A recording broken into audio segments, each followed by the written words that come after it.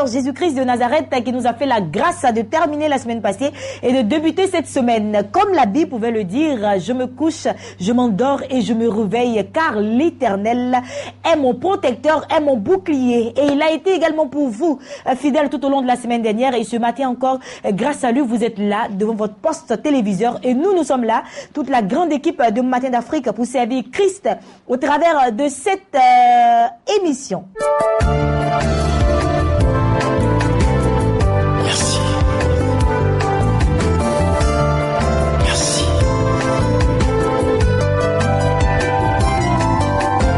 M'approcher de toi est un bonheur pour moi. Vivant auprès de la croix est un privilège pour moi. C'est lui que tu as ramassé et tu as justifié. Dans sa bouche n'a qu'une seule parole et te dit merci. M'approcher de toi est un bonheur pour moi. Vivant auprès de la croix est un privilège pour moi. C'est lui que tu as ramassé et tu as justifié. Dans sa bouche n'a qu'une seule parole de te dire merci. Merci Jésus pour ton amour Seigneur. Signe de reconnaissance à celui qui m'a aidé. Je suis l'un de le près. Le 9 autres sont partis, mais moi je suis revenu pour te dire merci. Merci. Merci.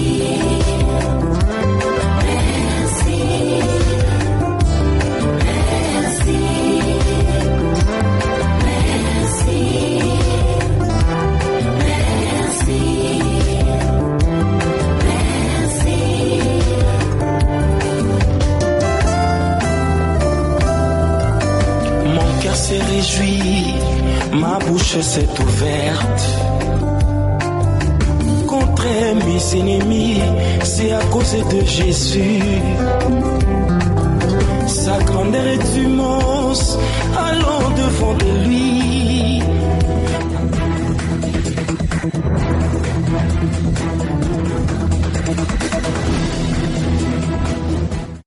Retour sur notre plateau. Si vous venez juste de nous prendre en marche, sachez que vous suivez l'émission Matin d'Afrique et toute mon équipe de production vous souhaite un agréable réveil et la bienvenue à cette émission. Décembre, le mois du bilan, c'est la fin de l'année et chacun s'active un tout petit peu par rapport aux fêtes de fin d'année qui approchent. Mais aussi, nous sommes devant l'Éternel pour nous qui attendons encore des miracles en espérant que ces miracles vont s'accomplir. Je suis sûr qu'elles vont s'accomplir. Alors, gardez espoir tout comme moi. J'y crois, dur comme du fer. Voilà.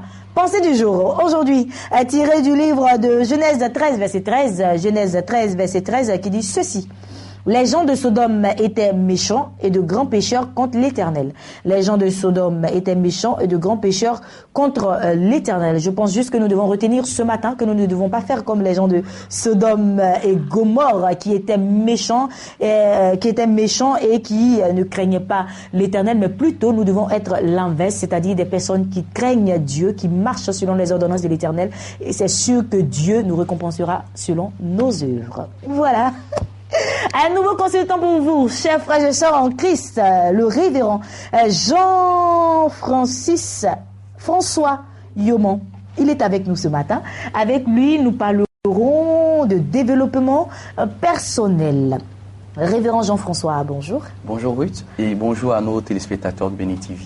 Vous allez bien? Très très bien. Nous sommes vraiment d'attaque ce matin pour donner justement à quelqu'un qui nous écoute et quelqu'un qui nous suit la possibilité de renouer avec une meilleure communication. Voilà, alors je voudrais rappeler que le révérend Jean-François Yomon est coach, il fait du coaching en développement personnel, donc dorénavant, chaque lundi, vous aurez l'opportunité de comprendre un peu ce que c'est que les langages du corps. Voilà. Tout à fait. C'est un ensemble. Le développement personnel, en fait, c'est l'aptitude que nous avons donc de réveiller en chacun d'entre nous le meilleur qui y sommeille. Vous savez qu'en chacun d'entre nous, il y a un potentiel. Et le rôle du coach, comme le rôle du coach en sport, c'est de faire en sorte que nous puissions performer, mais performer notre mental, performer notre intellect et faire de nous des meilleures personnes dans une société qui de plus en plus va mal.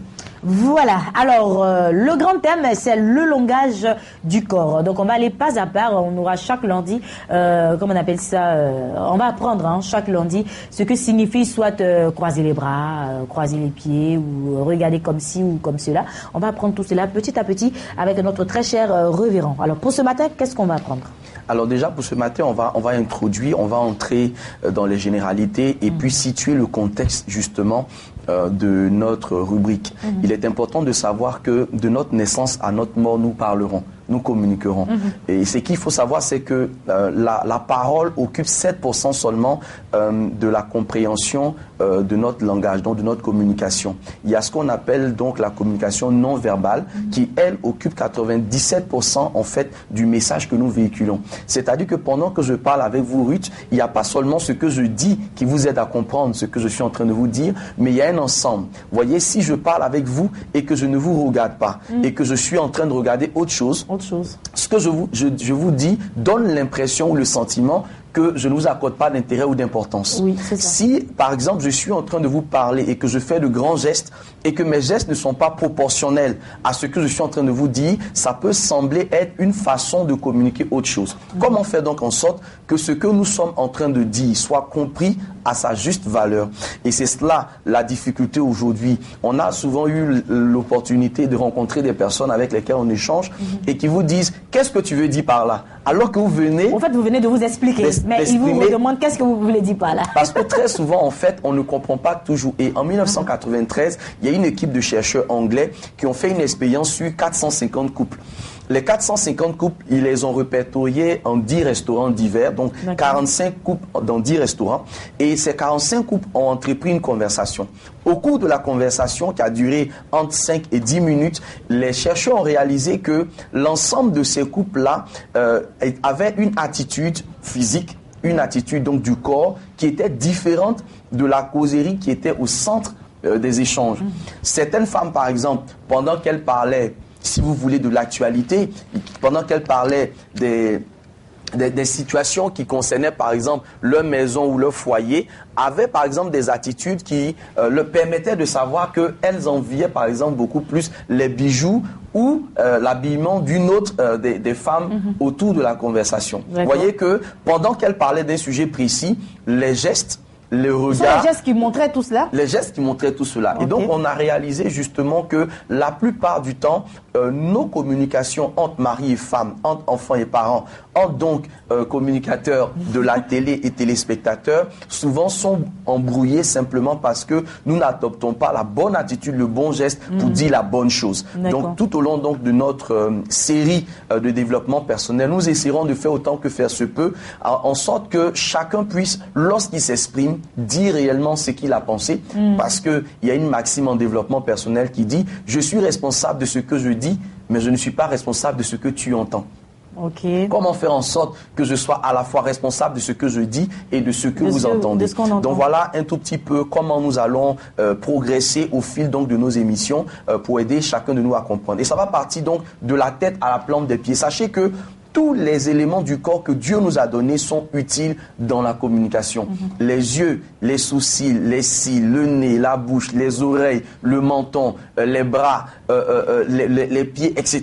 Toutes ces parties du corps-là jouent un rôle extrêmement important dans ce que nous avons à véhiculer comme message Et nous comprendrons justement comment, par exemple, savoir, sans que votre épouse ou votre époux ne vous dise qu'il n'est pas de bonne humeur ou qu'il ne va pas bien, comment décoder à travers son attitude qu'il ne va pas bien et puis avoir la possibilité donc d'agir sans forcément lui demander. Et comment savoir, par exemple, que mon enfant a un malaise, par exemple, à l'école, a un malaise, par exemple, dans ses relations avec ses amis, sans forcément avoir à lui demander quoi que ce soit. Et je pense que ce développement personnel que nous proposons à partir donc de ce lundi-là va aider les familles, va aider les ministères, va aider tout le monde en général, et je pense que chacun pourra améliorer de façon performante sa communication avec les autres, ce qui donc est le gage d'une vie communautaire réussie. Voilà, alors moi en tout cas je suis très pressée de commencer à apprendre le langage du corps, comme vous êtes en train de le dire. Là, la plateforme, je veux dire que nous avons planté les décors. Le temps encore, il en reste encore du temps, hein, donc nous allons commencer, ne serait-ce que quelques tout petits peu.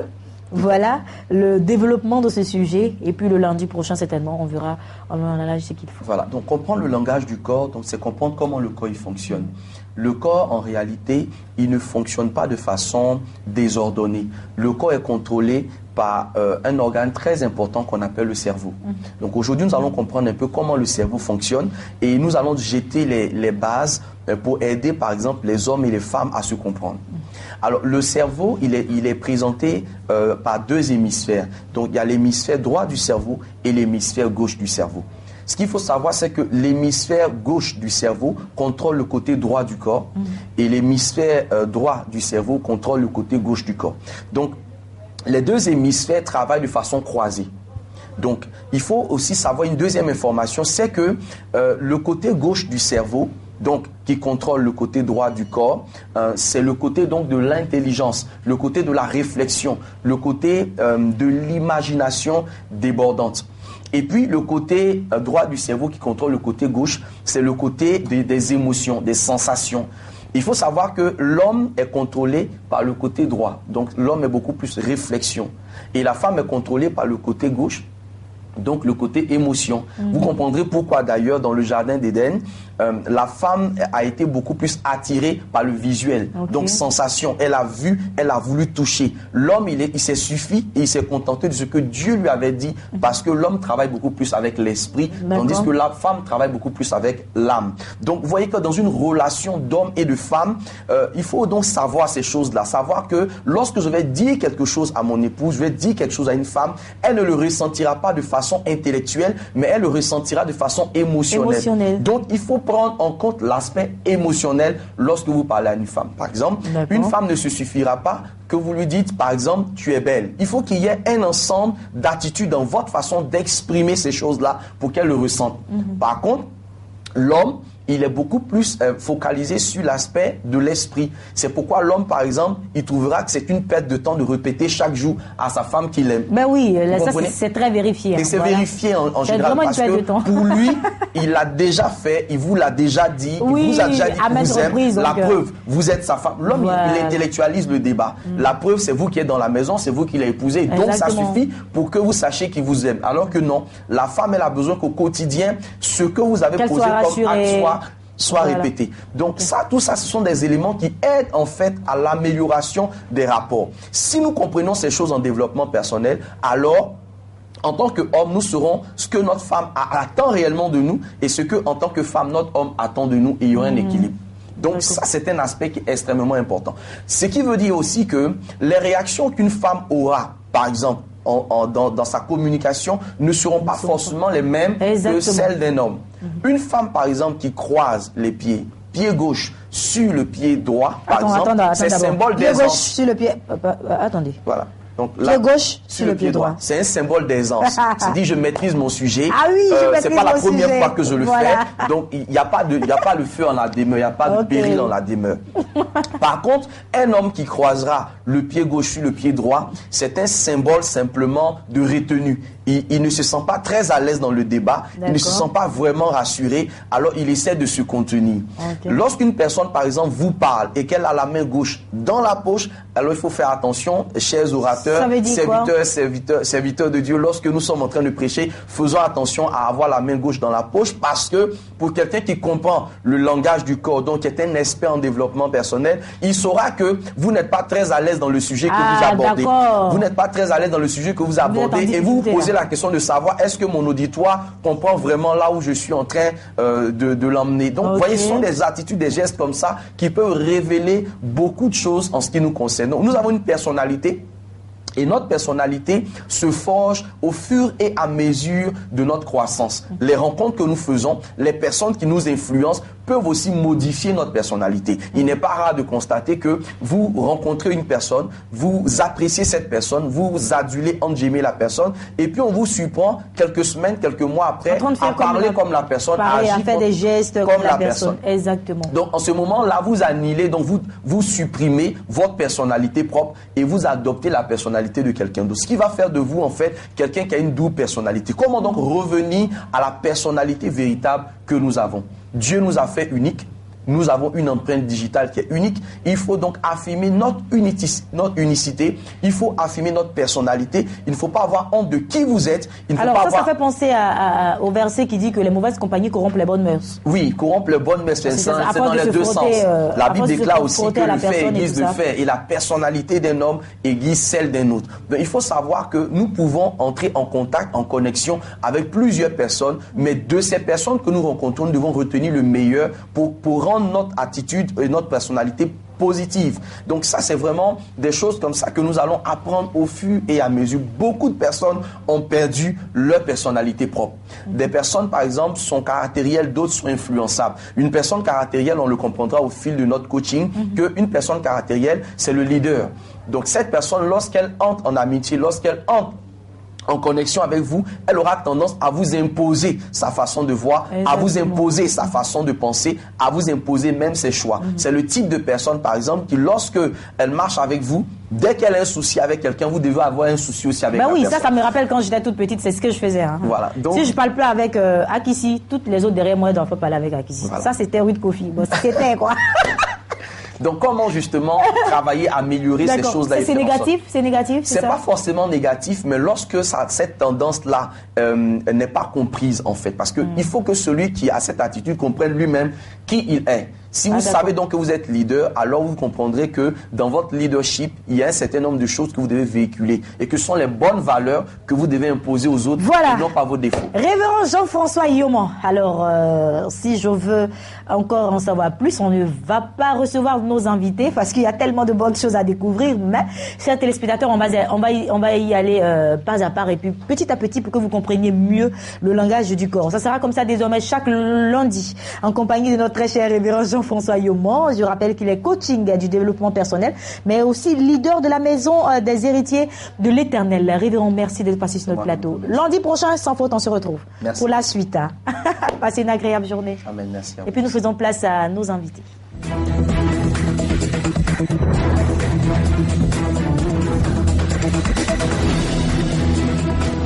Nous recevons le général Makosso Camille. Avec lui, nous parlons d'un spécial Ouen pour vaincre. Mais avant, le programme du 27 décembre prochain, le grand rassemblement tant attendu ici en Côte d'Ivoire. Comment est-ce que les choses se préparent, général? Bonjour. Les choses se préparent immensement bien.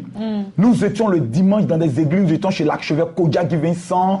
Nous étions, je pourrais le dire, chez la bishop, maman bishop au Kouma Oudeto. Nous étions chez le révérend Diop Mamadou. Vous verrez les images ce soir sur Béni TV au JT. C'était extraordinaire. Le vendredi dernier, nous avons fait une grande sortie au niveau du plateau avec près de 25 000 prospectus. Toutes les personnes qui viennent au niveau de Ouen sont sorties dans les rues dans le but d'aller distribuer parce que nous devons prendre le soin de contrôler la nation. Nous allons au cœur du plateau pour une raison simple. Décision financière, plateau. Décision administrative, plateau. Décision diplomatique, plateau. Décision même de plateau. Donc ça vous dit quoi?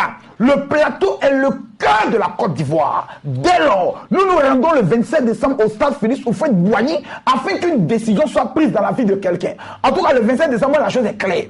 Celui que je ne vois pas au stade, C'est lui qui a attrapé mon Judas. Il a attrapé mon Judas. Mais il y aura déjà tellement de monde, donc... Non, il faut que ce jour-là, dans les rues du plateau, les chrétiens envahissent le plateau pour qu'on sache qu'en Côte d'Ivoire, il y a des chrétiens qui existent. Tu sais, il y a certaines religions, excuse-moi du thème, mais si on enlève les non-nationaux, ils ne représentent plus rien. Mais souvent, ils nous font comme si eux, ils existent, nous, on n'existe pas. Le 27 décembre, tous ceux qui confessent Jésus doivent prouver qu'en Côte d'Ivoire, les chrétiens existent bel et bien. Nous allons aller posséder la nation parce que nous avons découvert que 3 jours avant la fin de l'année, c'est-à-dire tous les 28 décembre, les mystiques se retrouvent soit à Yamsoko, soit à Congo et font des incantations. Nous, on les dévance. Le 27, on les descend, on les devance pour ce que les enfants souvent appellent un patralusso. Tu vois, on va frapper le diable à une dimension pour que le 28, lorsqu'ils vont se retrouver, on puisse dire le plus grand sorcier de Congo est mort. La secrétaire générale de tous les sorciers de la Côte d'Ivoire est décédée. La trésorière sorcière est morte. Donc eux-mêmes, leur bande déroulante, c'est-à-dire leur bande de sorciers, ils sont dépaysés. Nous ne voulons plus voir en Côte d'Ivoire les chrétiens avoir la Bible et mourir pauvres. Non, en 2015, chacun viendra présenter sa situation entre les mains du Seigneur. Mais avant d'arriver au 27 décembre, Ruth, le général Kandem Dieu ne tord, c'est le cadeau que j'offre à la Côte d'Ivoire. J'ai dit au général, s'il te plaît, viens nous préparer pour le 27 décembre. Viens nous dire quelque chose. Il dit, général, pour l'amour de la Côte d'Ivoire, je viens apporter ma participation pour le 27 décembre. J'arrive à Abidjan. Depuis le samedi, le général Dieu ne dort, Kandem du Cameroun, est à Abidjan. Mon frère, ta vie va changer. Le spécial Oin pour qui aura lieu ce mercredi. Et le jeudi, parce que ça sera 2 jours, parce que le général Kandem, bien sûr, nous aurons le révérend Nathanaël Kofi qui a bouleversé le podium de Oin pour le mercredi dernier. Les pasteurs disent, même si le général Kandem arrive, révérend, on veut écouter le révérend Nathanaël Kofi au moins quand même, parce qu'il a développé des choses assez fortes et vraiment nous avons senti la présence de Dieu dans une haute dimension. Donc, ce mercredi à partir de 9h, spécial Oin pour avec le général Dieu ne dort Kandem. Le jeudi, spécial Oin pour avec le général Dieu de notre Kandem. Le samedi à partir de 15h, spécial Oin pour intitulé Atmosphère de prospérité. Ah oui. Samedi, les parents fonctionnaires m'ont appelé. Ils se sont plaints. Oh général, les mercredis on travaille. Tu n'es pas bien, tu ne nous aimes pas. Samedi. Dès 15h, le général Dieu ne dort Kandem spécial Oin pour atmosphère, exactement 3 jours. Atmosphère de prospérité. Là-bas, on ne va pas prier pour chasser des démons.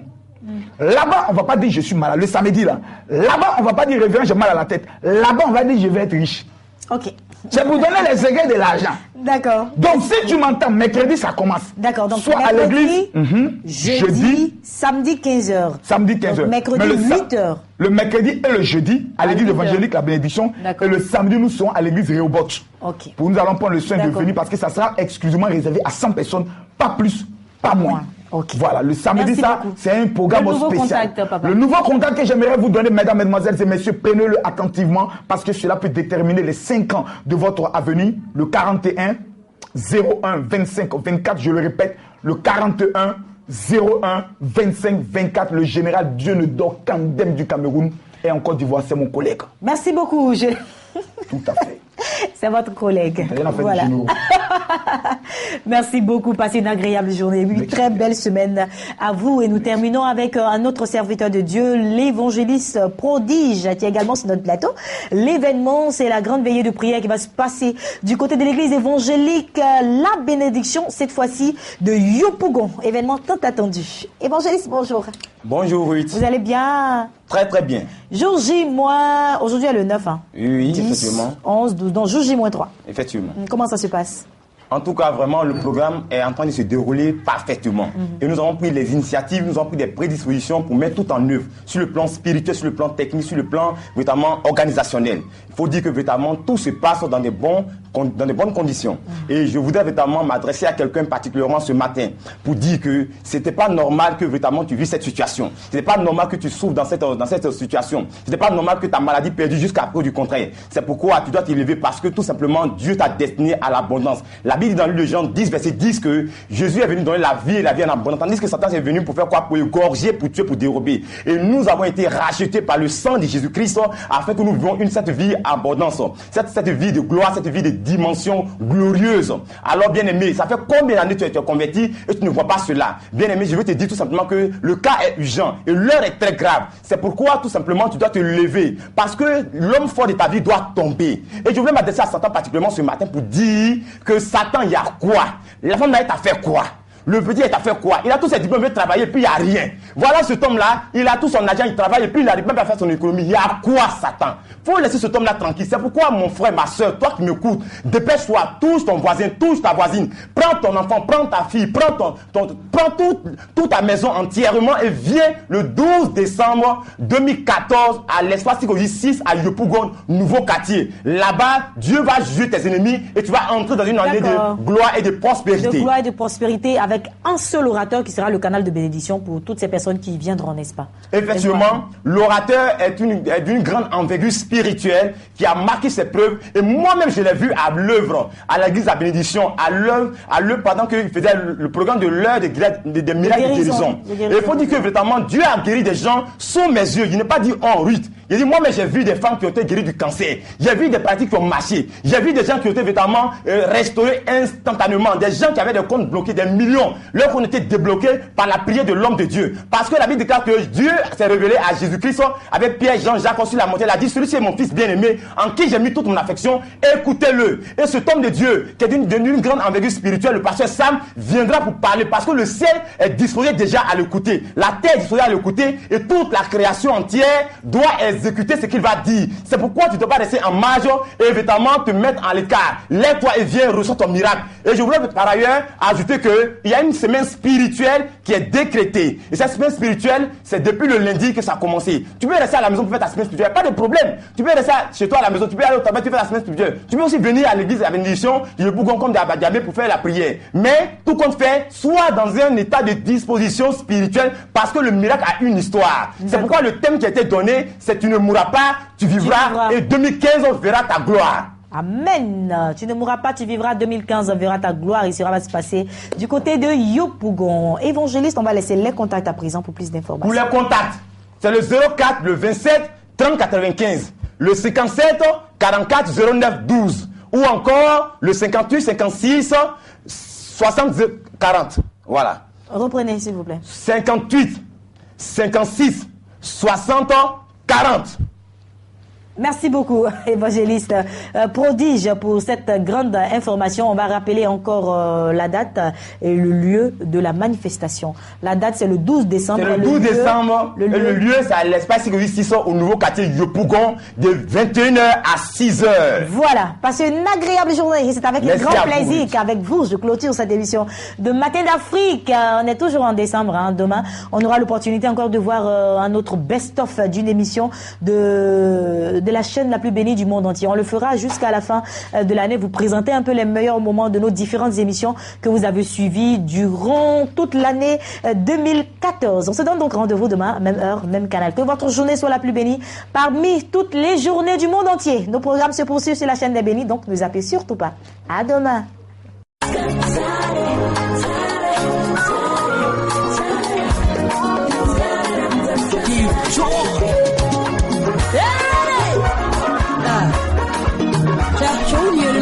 So we unbreakable. Cause we unbreakable. So Satan, you should back off. Eh? Yeah? Upon me say, Miss Molly. Okay, show my time for the same. Miss don't be a say. Oh, baby, Miss Molly. Okay, show my time for the same. Miss put time be a say. Hey, Miss don't be a say.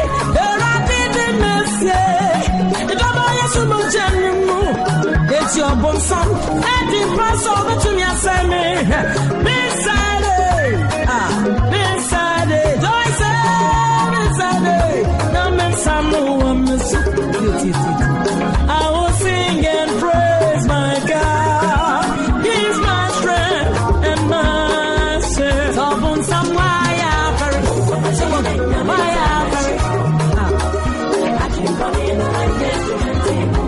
Abun Samara, she a good thing.